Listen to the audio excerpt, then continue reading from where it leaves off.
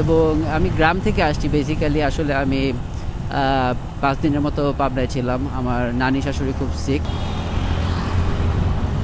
আসসালামু আলাইকুম everyone and welcome to the view of the Goblin from the Jigsaw. আজকের topic তো থাম্বনেলে দেখেই ফেলেছেন, so before we start let's get to the intro.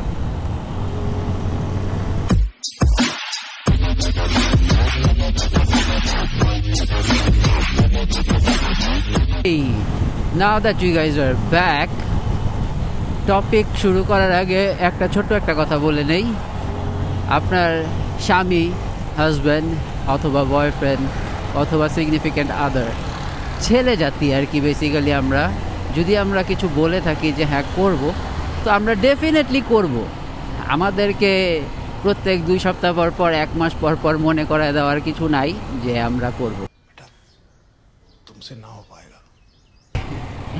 এই কথাটা বলার কারণ এই যে আমার আসলে 2 তারিখে একটা অর্ডার দেওয়ার কথা ছিল, সেইটা আমি আজকে 10 তারিখে দিলাম, কারণ আমি ব্যাপারটা ভুলেই গেছিলাম।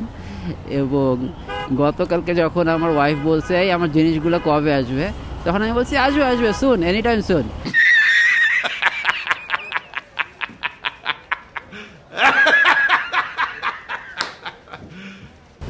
আজকে শান্তিনগরে গিয়ে ফাইনালি আমি অ্যাডভান্সটা করে আসলাম এবং হোপিংলি এই ব্লগটা আসতে আসতে ওর জিনিসগুলো চলে আসবে আশা করতেছি ইনশাল্লাহ।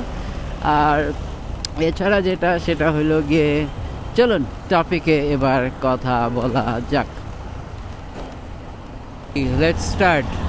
ওই সময় জ্যামের মধ্যে থেকে স্টার্ট করতে চাই নাই, এখন কামালাতে তো ক্রস করে ফেলছি, তো ভাবলাম এখন স্টার্ট করা যায়। সো আপনার যেটা করতে হবে সেটা হলো, আপনি যদি এরকম মোটো ব্লগিং করতে চান তাহলে ফার্স্টেই আপনার একটা বাইক লাগবে এবং একটা ক্যামেরা লাগবে, আর কিছু লাগবে না। আর কথা বলার অ্যাবিলিটি লাগবে, ওইটা আস্তে আস্তে গ্রো করবে। বিশ্বাস করেন, আমি যখন ইনিশিয়ালি স্টার্ট করছি তখন আমিও কোনোই কথা বলতে পারতাম না। আমি আগের ব্লগগুলো দেখি আমার মানে লজ্জা লাগে যে কি বানাইতাম। আর আলহামদুলিল্লাহ আমার মতে আমি রিসেন্ট ব্লগগুলো দেখি আর আগের ব্লগগুলো দেখি, আমার মনে হয় অনেক ইমপ্রুভমেন্ট হয়েছে। এবং বাইকিং স্কিলটা একটা ব্যাপার আছে যে আপনি যে বাইক অথবা সাইকেল চালায় যে রেকর্ড করতে পারবেন, মেক শিওর আপনার এই ক্যাপাসিটিটা আছে। যদি আপনার ফোকাস না থাকে তাহলে প্লিজ এটা করবেন না। আর ইয়েস, জাস্ট কিচ্ছু না, একটা ক্যামেরা, একটা মোটরসাইকেল অথবা একটা সাইকেল মাউন্ট করবেন হেলমেটের মধ্যে এবং রেকর্ড করা শুরু করবেন। যদি আপনার সাইকেল হয় তাহলে চেস্ট মাউন্ট করবেন এবং রেকর্ড করতে থাকবেন। এডিটিং খুবই সোজা। আপনার যদি ল্যাপটপ না থাকে আপনি এখন ফোনেও এডিট করতে পারবেন। আর সো এডিটিং ব্যাপারটা অনেক ইজি হয়ে গেছে। আনএডিটেড ফুটেজও আপনি চাইলে ইউটিউবে আপলোড করে দিতে পারেন অথবা ফেসবুকে আপলোড করে দিতে পারেন, কিন্তু একটু এডিট করে নিলে যেটা ব্যাপারটা হয় সেটা হলো ফাইলটা আপনার অপটিমাইজ থাকে ওই প্ল্যাটফর্মটার জন্য। লেটস সে আমি ইউটিউবের জন্য করি, তো ইউটিউবের জন্য ওটা অপটিমাইজ থাকে, ফেসবুকের জন্য করলে ফেসবুকের জন্য অপটিমাইজ থাকে। তো ব্যাপারটা হলো এরকম। আর সফটওয়্যার অনেক আছে, প্রিমিয়ার প্রো আছে, ফিল্মোরা আছে, অনেক ভিডিও এডিটিং সফটওয়্যার আছে। এগুলো আপনি আস্তে আস্তে শিখবেন, এগুলা কোনো জলদি নাই। এগুলা ইউটিউব দেখেই সবই শিখে ফেলতে পারবেন। এগুলা মানে কারো থেকে দেখে শিখতে হবে না। আপনার যেটা করতে হবে সেটা হলো একটা ক্যামেরা লাগায় একটা 2 চাক্কা চালাইতে কথা বলতে হবে। এবং এই কথা বলার স্কিলটা আস্তে আস্তে আপনার অন্তত 6 মাস লাগবে ধরে রাখেন আর কি, ঠিক আছে? আরও আর্লি হইতে পারে, 1 মাসও হইতে পারে, 3 মাসেও হয়ে যেতে পারে আপনার, কিন্তু মানে 6 মাস ধরে রাখেন যে আপনি সুন্দর করে কথা বলতে পারবেন। আর যেটা কথা সেটা হলো কনসিস্টেন্ট থাকতে হবে, রেগুলার ভিডিওস আপলোড করতে হবে, যেটা আমি পারি নাই কিছু ফ্যামিলি রিজনসের কারণে। খুব অনেক বড় ট্র্যাজেডি গেছে আমার ওপর, এই জন্য আমার চ্যানেলের গ্রোথটা ইউটিউব অনেক ডাউন করে দিছে। সো রেগুলার ভিডিও আপলোড না করলে ইউটিউব ফেসবুক যেটা করে আপনার চ্যানেলের গ্রোথটা অনেক নামিয়ে দেয়। ভিজিবিলিটি কম আসে, মানুষের চোখে কম পড়ে। আর হলো এটাই, রেগুলার ভিডিও আপলোড করবেন, কথা বলা প্র্যাকটিস করবেন। মানুষ যে আমার আগে এত গালি দিত যে এত ইংলিশে কথা বলেন কেন, আমি ব্যাপারটা আসলেই খেয়াল করে দেখছি। আগের ভিডিওগুলো আমি আসলে এত হজবরল করে ইংলিশ বাংলা মিলায় কথা বলতাম যে আসলে ওই ভিডিওগুলো যদি আমি দেখি আমারই বিরক্ত লাগবে। তো আপনার ফেভারিট মোটো ব্লগারদের ব্লগগুলো দেখেন, ওনারা কীভাবে করতেছে দেখেন, রেগুলার দেখবেন।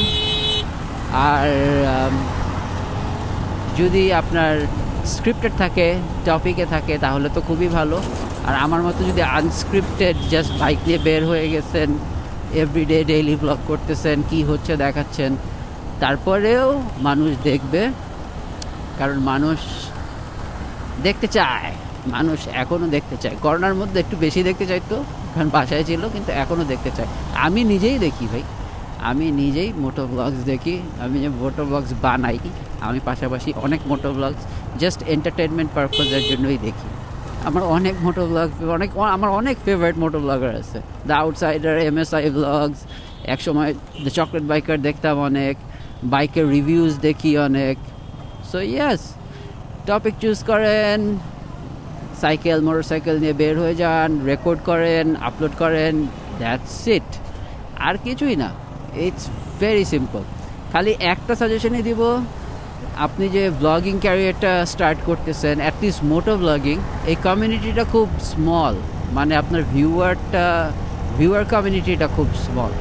কাজেই কম্পিটিশন অনেক বেশির থেকে বেশি ইম্পর্টেন্ট হইল গিয়ে যে আপনি সাবস্ক্রাইবার পাবেন খুব স্লো অন্য সাবজেক্টের থেকে। কারণ মোটরসাইকেল সবাইকে ইন্টারেস্ট করবে না, ফিমেলদেরকে মোটরসাইকেল ইন্টারেস্ট করবে না, ওল্ড পিপলদেরকে মোটরসাইকেল এক্সাইট করবে না। সো আপনাদের একটা এইজ গ্রুপের মানুষদেরকে টার্গেট করে এই ভিডিওগুলো বানাইতে হবে। কাজেই আপনাদের বুঝতে হবে যে কাদের জন্য কথা বলতেছেন, কাদের সাথে কথা বলতেছেন। আর হ্যাঁ, যেই কথাটা বলতে চেয়েছিলাম সেটা হলো গিয়ে, টাকার জন্য আইসেন না ভাই, ঠিক আছে? আমি যে মোটো ব্লগ স্টার্ট করেছিলাম এবং ইনফ্যাক্ট এখনও করি, আমি টাকার জন্য করি না। টাকার জন্য সবসময় ডিফারেন্ট কাজ করবেন। আর মোটো ব্লগিং অথবা ব্লগিংটা করবেন হলো প্যাশন থেকে, আপনার ভালো লাগে এই জন্য। আমি মোটো ব্লগিং সবসময় এই জন্যই করি, আমার ভালো লাগে।